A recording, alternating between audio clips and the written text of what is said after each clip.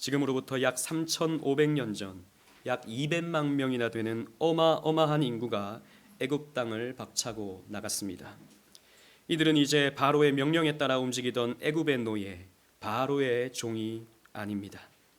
하나님이 어린 양의 피로 이들을 대속하셨기에, 어린 양의 피로 이들을 구속하셨기에 이들은 이제 하나님의 백성, 하나님의 종이 된 것입니다. 아브라함의 하나님, 이삭의 하나님, 야곱의 하나님은 이들의 괴로움과 이들의 탄식 소리를 들으시고 이들을 약속의 땅, 가나안 땅으로 이들을 이끌고 가십니다. 게다가 하나님은 낮에는 구름 기둥으로, 밤에는 불 기둥으로 이들과 함께하여 주시사 이들을 인도하시고 이들을 보호해 주셨습니다. 이스라엘 백성들은 이 영광스러운 광경을 목도하면서 기쁨의 발걸음을 옮겨가고 있었습니다. 생각해 보십시오. 낮에는 구름 기둥이 그들을 덮고 있습니다. 밤에는 불 기둥이 그들을 덮으면서 하나님은 내가 너와 함께한다, 너희들의 앞길을 내가 인도한다 라고 하는 것을 가시적으로 그들에게 나타내 보여주셨던 것이죠. 그래서 이스라엘 백성들은 기쁘고 감사하게 영광스럽게 그 발걸음을 옮겨가고 있었던 것입니다. 그러나 이스라엘 백성들이 누리는 영광과 기쁨도 잠시였습니다. 이스라엘 백성들이 홍해 근처에서 장막을 치고 있을 때 바로의 마음이 바뀌었던 것이죠. 바로는 애굽의 모든 군대를 동원하여 이스라엘 백성들을 다시 사로잡으려 했던 것입니다. 그러나 하나님은 다시 한번 바로를 비웃으십니다. 언제나 하나님은 바로의 모든 계획을 비웃으시지요. 그리고 그 바로의 계획을, 그 악한 계획을 선으로 바꾸셔서 당신의 영광을 나타내는 도구로 사용하십니다. 그래서 홍해가 갈라지는 역사를 이스라엘 백성들에게 나타내 주시는 것입니다. 너무나도 유명한 이 성경의 장면은 여러분들은 익히 많이 들어서 또 익히 많이 영화나 애니메이션으로 보아서 알고 있으실 것입니다. 그래서 가장 흥미로운, 가장 극적인 장면으로서 홍해가 갈라지는 장면이 연극이나 애니메이션이나 영화에서 연출되죠. 그러나 이것은 그저 흥미로운 기적의 사건으로만 우리가 이해해서는 안 될 것입니다. 이 장면에 담겨진 하나님의 구원 계시에 우리는 주목해야 할 것입니다. 홍해가 갈라지는 이 구원의 현장에서 하나님이 주시는 말씀을 통해 오늘 저와 여러분들 또한 은혜를 받고자 합니다. 먼저 바로의 끈질긴 모습을 우리는 발견하게 됩니다. 우리 본문 1절로 3절 말씀을 함께 읽어보도록 하겠습니다. 14장 1절로 3절 말씀입니다. 시작. 여호와께서 모세에게 말씀하여 이르시되 이스라엘 자손에게 명령하여 돌이켜 바다와 믹돌 사이에 비하히롯 앞 곧 바알스본 맞은편 바닷가에 장막을 치게 하라. 바로가 이스라엘 자손에 대하여 말하기를 그들이 그 땅에서 멀리 떠나 광야에 갇힌 바 되었다 하리라. 아멘. 우리가 지난주에 살펴본 대로 하나님은 이스라엘 백성들을 지중해 해변길로 인도하지 않으시고 광야 홍해길로 이스라엘 백성들을 인도하셨습니다. 그리고 하나님은 모세에게 말씀하시기를 홍해가 보이는 바닷가에 장막을 치라라고 명령해 주셨습니다. 본문에 기록된 비하히롯 그리고 바알스본 맞은편이 정확히 오늘날 어디인지는 우리가 알 수 없습니다. 왜냐하면 3,500년이나 지났기 때문에 그 명칭이 오랜 세월을 걸쳐서 바뀌다 보니 더 이상 이곳이 구체적으로 어떤 곳인지는 알 수가 없는 것이죠. 그러나 여러 정황을 살펴보면 홍해 바다가 넘실거리고 있는 바닷가 근처임은 명확한 것 같습니다. 그런데 전능하신 하나님께서 바로의 마음을 읽으셨습니다. 바로의 마음은 어떤 마음이었습니까? 바로는 이스라엘 백성들이 지금 홍해가에 장막을 치고 있다, 홍해가에 진을 치고 있다라는 소식을 듣고 이들을 광야에서 해변으로 몰아버리면 다시 한번 이 이스라엘 백성들을 포위하여서 사로잡아서 종으로 삼을 수 있겠다라는 생각을 했던 것입니다. 상상을 해보십시오. 사람은 바다를 건널 수가 없습니다. 이스라엘 백성들은 배가 있습니까? 무엇이 있습니까? 아무것도 없는 상황이었습니다. 그들은 군사도 없는 상황이었습니다.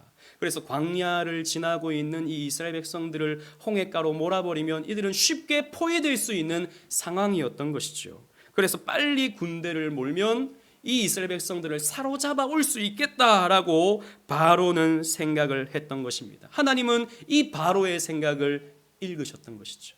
전지전능하신 하나님께서 이 바로의 생각을 읽으시고 모세에게 그것을 전해 주셨던 것입니다. 하나님께서 바로의 모든 수를 꿰뚫어 보시면서 이렇게 말씀하십니다. 4절 말씀을 함께 읽어보도록 하겠습니다. 4절입니다. 시작. 내가 바로의 마음을 완악하게 한즉 바로가 그들의 뒤를 따르리니 내가 그와 그의 온 군대로 말미암아 영광을 얻어 애굽 사람들이 나를 여호와인 줄 알게 하리라 하시매 무리가 그대로 행하니라. 아멘.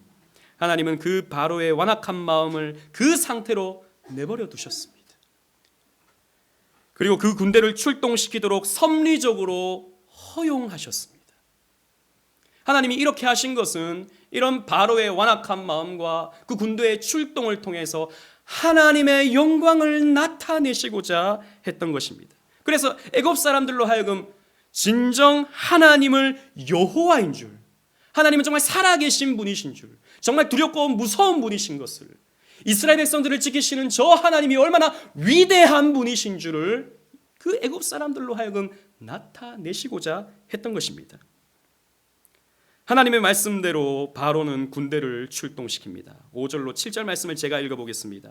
그 백성이 도망한 사실이 애굽 왕에게 알려짐에 바로와 그의 신하들이 그 백성에 대하여 마음이 변하여 이르되 우리가 어찌 이같이 하여 이스라엘을 우리 섬김에서 놓아 보내었는가 하고 바로가 곧 그의 병거를 갖추고 그의 백성을 데리고 갈새 선발된 병거 600대와 애굽의 모든 병거를 동원하니 지휘관들이 다 거느렸더라.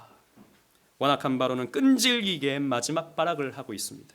아니 그렇게 10번이나 재앙을 두드려 맞았음에도 불구하고 끝까지 포기하지 못하고 이스라엘 백성들을 노예로 삼고자 하고 있는 것입니다.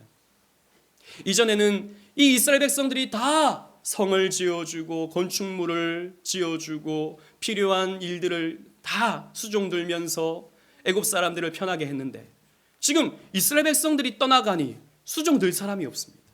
건물을 지어줄 사람이 없습니다. 너무너무 불편해진 것이죠. 애굽 사람들에게도 원망이 일어나게 된 것이죠. 그러니 우리가 어찌하여 저들을 보내줬던가, 어찌하여 우리가 저들을 저렇게 풀어줬던가, 다시 저들을 사로잡자 하여 군대를 파송했던 것입니다. 병거만 무려 선발된 병거만 무려 600대였습니다. 여러분, 이 고대 이집트는 이 근동사회에 있어서 가장 강력한 군사력을 가지고 있었습니다. 당시에 전쟁 무기가 무엇이 있었겠습니까? 이런 병거는 전차를 말하고 있죠. 빠르게 공격해 올 수 있는 그런 전쟁 무기였습니다. 이걸 무려 600대나 출동을 시켰습니다. 또 뿐만 아니라 필요한 모든 병거들을 다 동원해서 이스라엘 백성들을 잡고자 했던 것입니다. 끝까지 이스라엘 백성들을 노예로 삼으려고 하는 바로의 계획이었습니다. 여러분, 세상의 공중 권세 잡은 마귀도 바로와 꼭 같다는 것을 우리는 기억해야 됩니다. 사탄 마귀는 자신의 수하에 있는 자신의 종을 빼앗기지 않으려고 끈질기게 발악을 합니다. 저와 여러분들이 하나님께로 나아가면 나아갈수록 마귀는 더 발악을 하면서 여러분들을 물고 늘어지는 것입니다.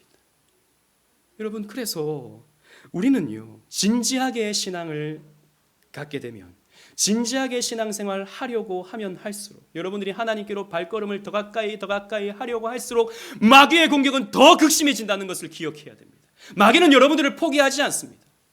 마귀는 저 창세기 3장 15절에 그 뱀의 머리를 상하게 한다라고 하는 그 하나님의 말씀이 선포되었음에도 불구하고 끝까지, 지금까지, 앞으로 종말이 올 때까지 저와 여러분들을 물고 늘어질 것입니다. 여러분들 포기하지 않습니다. 그래서 여러분들이 하나님께로 가까이 가지 못하도록 계속 죄 가운데 죄를 즐기면서 죄의 그런 야릇함을 느끼면서 살게 하고자 여러분들을 끌고 간다는 것이죠. 그 뱀의 머리는 예수 그리스도의 십자가로 상하여졌지만 뱀의 꼬리는 여전히 남아서 흔들흔들하면서 여러분들을 유혹하고 있는 것입니다. 여러분, 그래서 우리가 주님께로 가까이 가는 것은, 내 주를 가까이 하는 것은 십자가 짐 같은 고생이 이어지는 것입니다. 마귀의 공격 때문이죠. 그런데 문제는 이 이스라엘 백성들이 이러한 애굽의 군대를 보고 두려워했고 원망했다는 것입니다. 우리 10절 11절 말씀을 함께 읽어보도록 하겠습니다. 본문 10절 11절입니다. 시작. 바로가 가까이 올 때 이스라엘 자손이 눈을 들어본즉 애굽 사람들이 자기들에게 이른지라. 이스라엘 자손이 심히 두려워하여 여호와께 부르짖고 그들이 또 모세에게 이르되 애굽에 매장지가 없어서 당신이 우리를 이끌어내어 이 광야에서 죽게 하느냐? 어찌하여 당신이 우리를 애굽에서 이끌어내어 우리에게 이같이 하느냐? 바로의 군대가 이스라엘을 쫓아옵니다. 이스라엘 백성들이 눈을 들어보니 까맣게 달려들고 있는 애굽의 병거와 군사들을 보았습니다. 이것을 본 이스라엘 자손들은 심히 두려워하였다라고 하고 있습니다. 그들 중에 어떤 사람은 모세에게 원망을 쏟아내었습니다. 왜 당신이 우리를 이끌어내어 광야에서 죽게 하느냐고, 우리를 이끌어낸 것이 고작 여기서 죽게 하는 것이냐고 모세에게 원망과 분노를 쏟아내고 있습니다. 이들은 이렇게 말했습니다. 12절 말씀을 보십시오. 우리가 애굽에서 당신에게 이런 말이 이것이 아니냐? 이르기를 우리를 내버려두라. 우리가 애굽 사람을 섬길 것이라 하지 아니하더냐? 애굽 사람을 섬기는 것이 광야에서 죽는 것보다 낫겠노라. 라고 이런 불신의 말까지도 쏟아냅니다. 여러분 기억하십니까? 하나님은 이스라엘 백성들을 출애굽시키면서 여러 번에 걸쳐서 이런 말씀을 주셨습니다. 바로에게 내 백성을 보내라. 이들이 나 여호와를 섬길 것이다 라고 말씀하셨습니다. 출애굽기 7장 16절, 8장 1절, 8장 20절, 9장 1절, 9장 13절, 10장 3절 계속해서 하나님은 이 백성이 나를 섬길 것이다 라고 말씀하고 있는데, 그러나 이스라엘 백성들 중에는 우리를 내버려 두라, 우리는 애굽의 왕을 섬길 것이다, 우리는 바로를 섬길 것이다 라고 말하고 있다는 것이죠. 그 10가지 재앙을 보았던 사람들 가운데서도 이런 말을 하고 있는 것입니다. 어린 양의 피로 구속받은 사람들이 이런 말을 하고 있는 것입니다. 이들은 지금 출애굽 대열에 이탈하거나 머물러 있던 사람들이 아닙니다. 같이 출애굽을 해나가는 사람들 가운데, 구름 기둥과 불 기둥을 보고 있는 사람 가운데 이런 불신의 말을 하고 있다는 것입니다. 위기가 찾아오니까, 문제가 찾아오니까 이런 불신의 말을 내어놓는 거예요. 구름 기둥을 보고 불 기둥을 볼 때는 하나님 살아계시는구나 하는데, 애굽의 군대를 보니 애굽의 왕을 섬기는 게 훨씬 낫겠다, 이렇게 불평을 하고 있는 것입니다. 노예의 삶에 익숙해진 모습입니다. 노예의 삶에, 이 바로의 종에 익숙해진 사람의 모습입니다. 여러분, 죄 아래에 있던 사람은 죄 아래에 있는 것이 편합니다.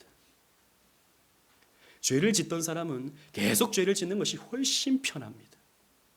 하나님을 믿게 되면 버려야 하는 것이 많아지죠. 끊어야 하는 관계가 많아지죠. 또 해야 할 일도 많아집니다. 헌신해야 됩니다. 나아가야 됩니다. 하나님을 위해서 살아야 됩니다. 목적과 방향을 바꾸어야 합니다. 이전에는 나를 위해서 살았습니다. 나를 위해서 살 때 나름 성취감도 있고 나름 기쁨도 있습니다. 그런데 이제는 하나님을 위해서 삽니다. 하나님을 위해서 사는데 내 삶에는 여전히 궁핍과 여전히 문제와 여전히 아픔이 찾아오는 겁니다. 그러면 우리는 이런 생각이 드는 것이죠. 하나님을 믿노라고 하는데, 구원의 길에 나도 발걸음을 함께 옮겨가고 있는데 이전의 삶이 낫다,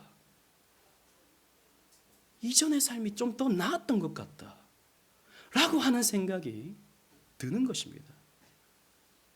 여러분, 이런 사람들은 결코 완전히 믿음 없거나 하나님으로부터 완전히 유기된 사람들의 말만이 아닙니다.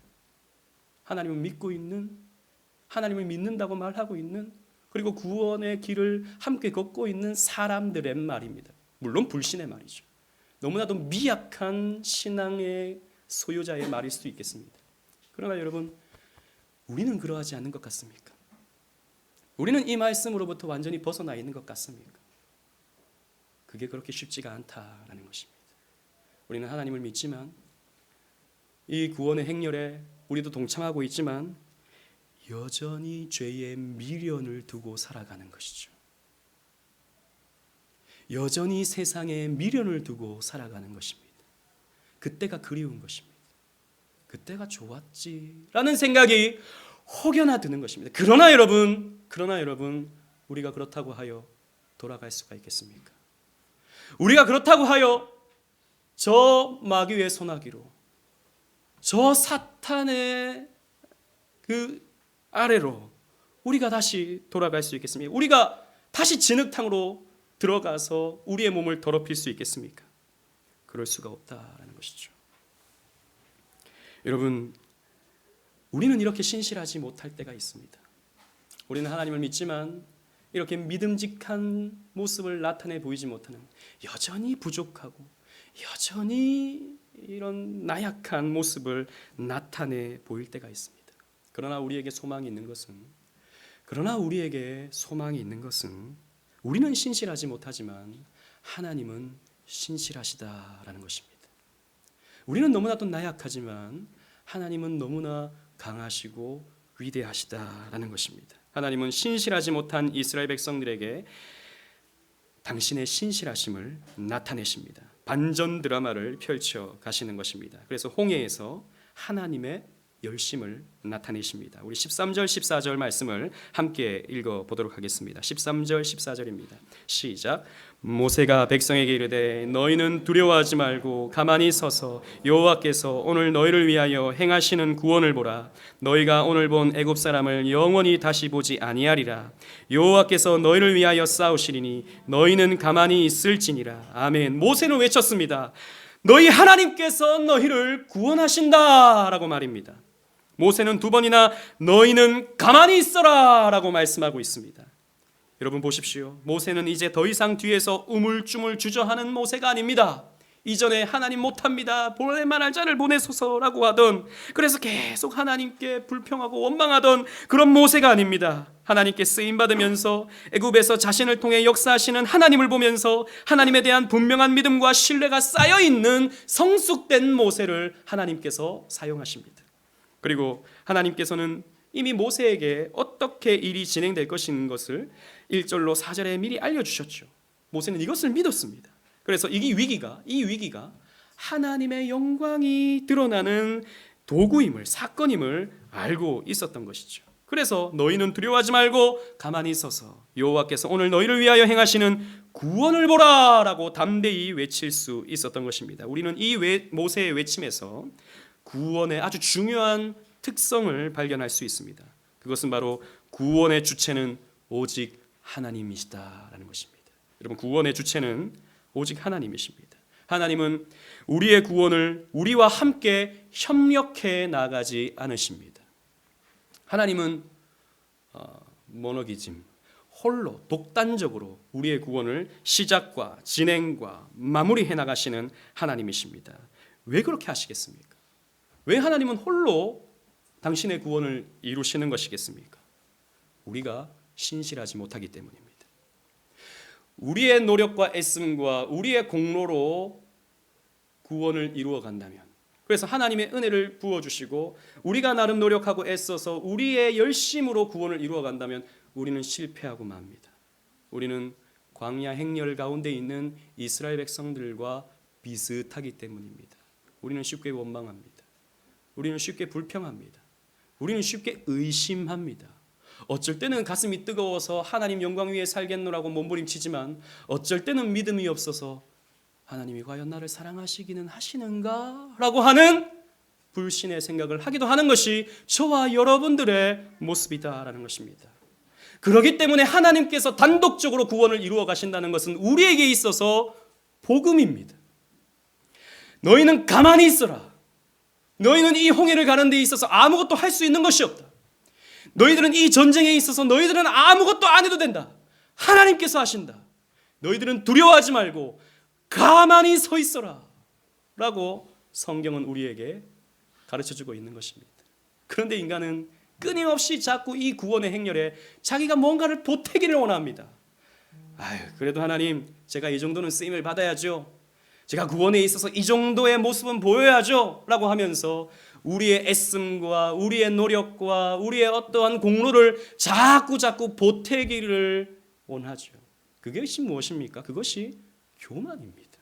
우리가 나의 구원에 있어서 뭔가를 보탤 수 있다라고 생각하는 것이 교만입니다. 우리는 그렇게 신실한 자들이 아니라는 것을 우리는 기억해야 됩니다. 그러나 이스라엘 백성들은 단 한 가지 가져야 할 것은 있었습니다. 그것은 바로 믿음이었습니다. 우리 15절 16절 함께 읽어보도록 하겠습니다. 15절 16절입니다. 시작. 여호와께서 모세에게 이르시되 너는 어찌하여 내게 부르짖느냐. 이스라엘 자손에게 명령하여 앞으로 나가게 하고 지팡이를 들고 손을 바다 위로 내밀어 그것이 가라지게 하라. 이스라엘 자손이 바다 가운데서 마른 땅으로 행하리라. 아멘. 하나님은 모세에게 아주 중요한 말씀을 하고 있습니다.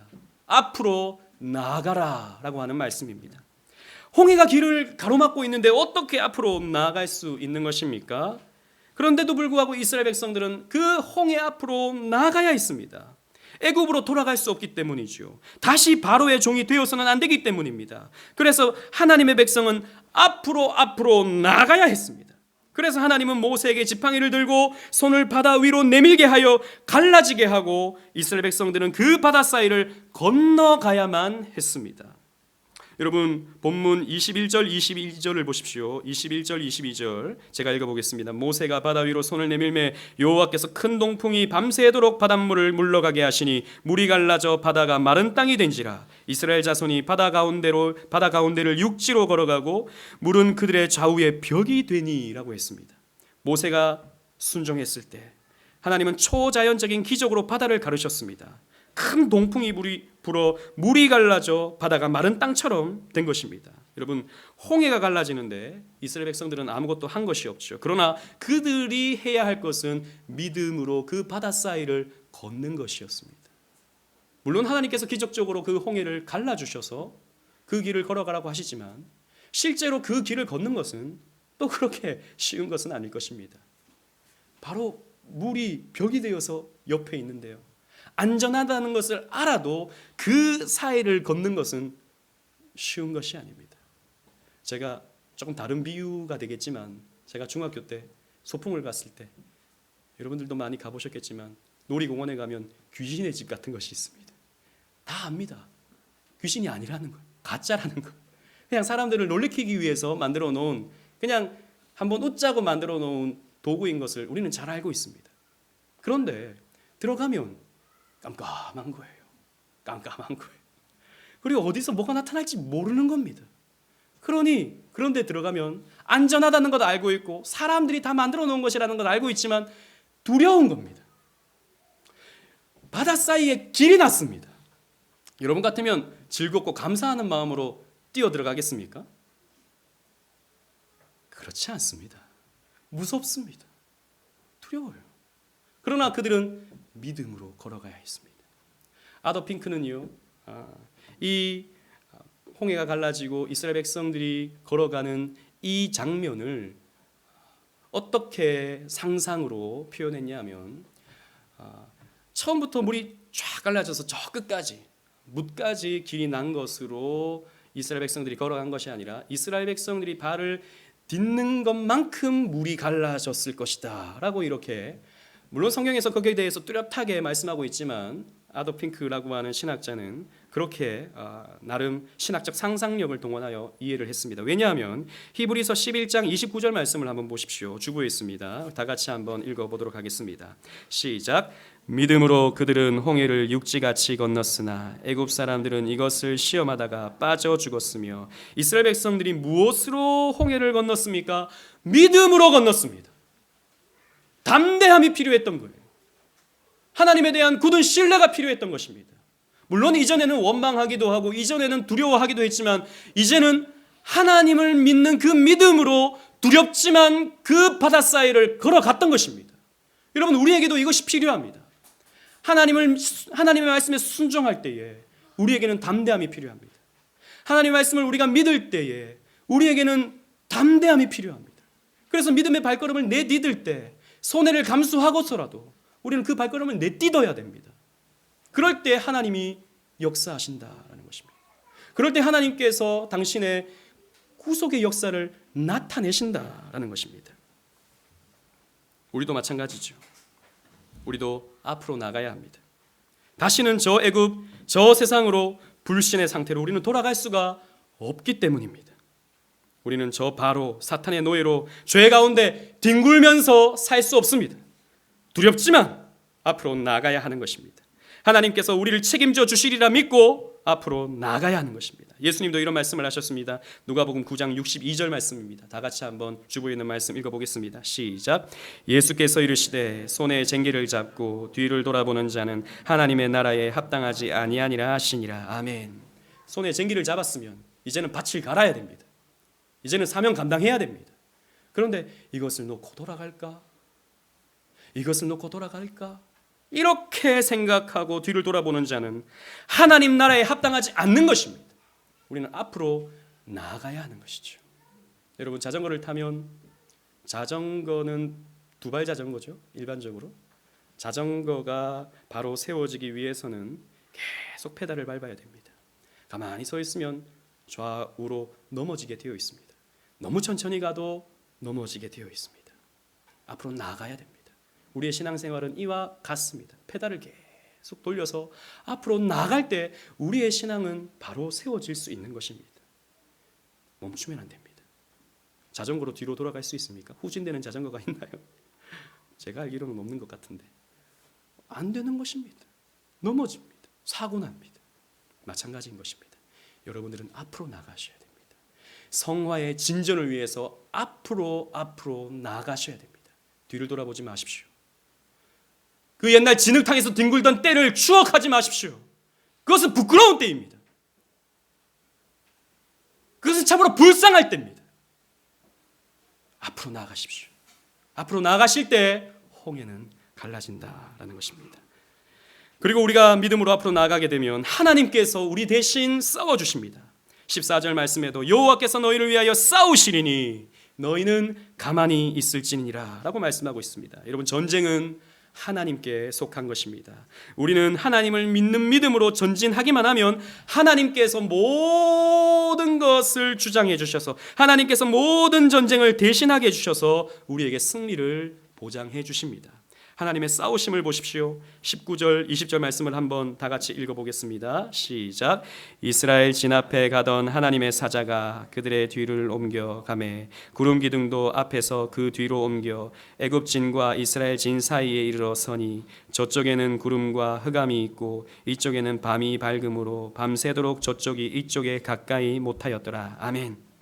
하나님은 이스라엘 백성들이 홍해를 건너갈 수 있도록 애굽의 진과 이스라엘 진 사이에 구름 기둥을 보내셔서 이 애굽 사람에게는 흑암으로 덮어버리시고 이 이스라엘 백성들에게는 빛을 비추셔서 안전하게 이 홍해를 건너갈 수 있도록 역사해 주셨습니다. 그리고 그 애굽 군대에게는 추격을 막으셨던 것이죠. 이후에 애굽의 군대를 완전히 수장시켜 버리십니다. 28절 말씀을 보십시오. 물이 다시 흘러 병거들과 기병들을 덮되 그들의 뒤를 따라 바다에 들어간 바로의 군대를 다 덮으니 하나도 남지 아니하였더라. 하나님께서 당신의 능력으로 당신의 기적으로 이 홍해를 덮어버리심으로 말미암아 애굽의 군대를 다 수장시켜 버리셨습니다. 우리 주일학교 오늘 아이들이 많이 왔어요. 그래가지고 오늘 처음 나온 친구가 또 있고 이런데 이런 예배를 처음 드려봅니다. 그래서 뒤에서 자꾸 하품을 해요. 이렇게 하품을 합니다. 이런 예배 처음 드려보잖아요. 그래서 하품 소리가 난다. 이게 뭔 소린가 이런 생각하실 때 아이들이 처음 예배 드려보는구나 이렇게 생각하시면 됩니다. 미안해, 목사님 설교가 너무 길어. 이제 다 끝났어. 조금만 집중하면 돼. 그래. 감사합니다. 이 하나님과 애국 군대의 싸움을 시편 기자는 이렇게 묘사하고 있습니다. 시편 74편 13절 주부에 있는 말씀을 다 같이 한번 읽어보도록 하겠습니다. 시작. 주께서 주의 능력으로 바다를 나누시고 물 가운데 용들의 머리를 깨뜨리셨으며 리워야단의 머리를 부수시고 그것을 사막에 사는 자에게 음식물로 주셨으며 시편의 기자는 홍해 도하 사건이 하나님께서 애국 군대와의 싸움으로 표현하지 아니하고 바로와 애국 군대 뒤에 있는 사탄과 마귀와의 싸움임을 표현하고 있습니다. 그 저주의 바다, 그 심판의 바다에 살고 있는 용과 리워야단의 머리를 부수어 버리시는 하나님. 여러분, 제가 여러 번 설명드렸지만 이스라엘 백성들은 3층적 세계관을 가지고 있다고 그랬습니다. 하늘은 하나님이 계시고 땅은 사람과 짐승들이 살고 바다는 이런 사탄과 마귀, 귀신들이 있는 곳이다라고 생각을 했던 것이죠. 그래서 바다를 건넌다라고 하는 것은 그래서 이스라엘 백성들에게 더 두려웠던 것이었습니다. 그런데 여기에 살고 있는 용의 머리를 하나님께서 부셔버리는 거예요. 여기에 살고 있는 리워야단, 이런 바다에 살고 있는 괴물, 이스라엘 사람들이 상상하던 그런 괴물의 이름입니다. 그래서 이전 성경에는 악어라고 표현도 하기도 했는데 사실 악어 그러면 살아있는 생물이니까 적당한 표현은 아니고 이런 용, 마귀, 이것을 상징하는 것입니다. 이 머리를 부셔버리는 거예요. 하나님께서 싸우시는 것입니다. 하나님께서 이스라엘 백성들을 대신하여 싸우셨던 것입니다. 누구와? 바로와 애국 군대와 그 뒤에 있는 사탄과 마귀와 싸우셨던 것이죠. 그래서 하나님은 승리하셨습니다. 애굽의 모든 군대를 수장시켜 버리심으로 말미암아 승리를 나타내셨습니다. 하나님은 전쟁에 능한 하나님이시기 때문이죠. 시편 24편 8절 말씀, 주보에 있는 말씀 다 같이 읽어보겠습니다. 시작. 영광의 왕이 누구시냐? 강하고 능한 여호와시요 전쟁에 능한 여호와시로다. 아멘. 여러분, 싸움은 우리가 하는 것이 아닙니다. 물론 우리도 이 땅에서 싸워야 할 것이 있지만 우리는 믿음으로 나가는 것밖에 없습니다. 믿음으로 전진하는 것밖에 없습니다. 그러면 하나님께서 우리 대신 싸워주시는 것입니다. 하나님께서 마귀를 누르시고 그 머리를 박살내버리시는 것입니다. 우리를 유혹하는, 우리를 붙잡는, 우리를 물고 늘어지는 사탄 마귀의 머리를 밟아버리시고 부셔버리시는 것입니다. 우리는 이 하나님을 믿고 의지하면서 앞으로 나아가야 하는 것입니다. 사랑하는 오직은혜 교회 성도 여러분, 성경에서 가장 극적인 장면 중 하나인 홍해 구원 사건은 믿음으로 전진하라는 하나님의 계시 사건입니다. 믿음으로 전진해야 된다. 다시 애굽으로 돌아가지 마라. 다시 바로의 세상의 노예가 되지 마라. 죄의 노예가 되어서 죄가 시키는 대로 나를 위해서 살아가고 무엇을 먹을까 무엇을 입을까 살아가고 그것이 삶의 전부가 되어서 그것으로 만족하고 죄 가운데 뒹구는 그런 삶으로 돌아가지 마라 라고 명령하시는 것이 바로 홍해 구원 사건이었습니다. 그러나 우리 눈앞에는 여전히 홍해가 기다리고 있습니다. 여러분, 진지한 신앙생활, 우리가 추구하는 바른 개혁주의 신앙생활 쉽지가 않습니다. 그냥 적당히 교회에서 복이나 받으려고 하고 적당히 위로받으려고 하고 적당히 우리를 고무시켜주는 좋은 말씀과 나를 흥분시켜주는 찬양이 있는 그런 교회에서는 신앙생활이 편할지 모르겠습니다. 그래서 어떤 많은 교회들 가면 다 무슨 현수막에다가 행복, 만족 이런 말씀들만 가득한 것들을 우리가 보잖아요. 우리 교회는 행복이 있습니다. 우리 교회는 평안이 있습니다. 물론 맞는 말씀입니다. 교회 안에 평안이 있죠. 행복이 있죠. 그러나 여러분, 교회 안에는 갈등이 있습니다. 교회 안에는 무거운 짐이 있습니다. 우리가 걷는 이 신앙의 길은 십자가를 지고 가는 길입니다. 내 주를 가까이 하게 함은 십자가 짐 같은 고생하는 길입니다. 누가 신앙생활이 편하다 그럽니까? 누가 신앙생활이 아무런 무거움 없이 가볍다라고 말합니까? 거짓말입니다. 사탄의 말입니다. 마귀의 말입니다. 우리가 가는 길은 결코 쉬운 길이 아닙니다. 좁은 길이며 십자가를 지고 가는 길입니다. 그러나 우리는 이 길을 향하여 앞으로 나가야 한다는 것이죠. 세상 사람들은 우리를 조롱할 것입니다. 예수를 믿은 결과가 과연 이거냐? 너 그렇게 교회 열심히 다니더니 고작 이렇게 되려고 교회 그렇게 열심히 다녔냐? 라고 우리에게 조소할지도 모르겠습니다. 그러나 그때 내가 만난 위기, 내가 만난 어려움, 그거 쳐다보면 우리는 또 낙심합니다. 우리는 또 두렵습니다. 우리는 또 걱정합니다.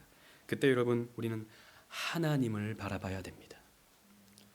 하나님을 바라봐야 됩니다. 우리 대신 싸우시는 하나님, 전쟁에 능하신 하나님, 우리를 구원하시는 하나님을 가만히 서서 우리는 바라볼 수 있어야 하는 것입니다. 여러분, 철로의 역정에 보면 크리스천이 아볼루온이라고 하는 마귀와 싸웁니다. 그때 나름 싸우려고 이 전신갑주를 취하여서 마귀에게 달려가죠. 그런데 마귀가 너무 강합니다.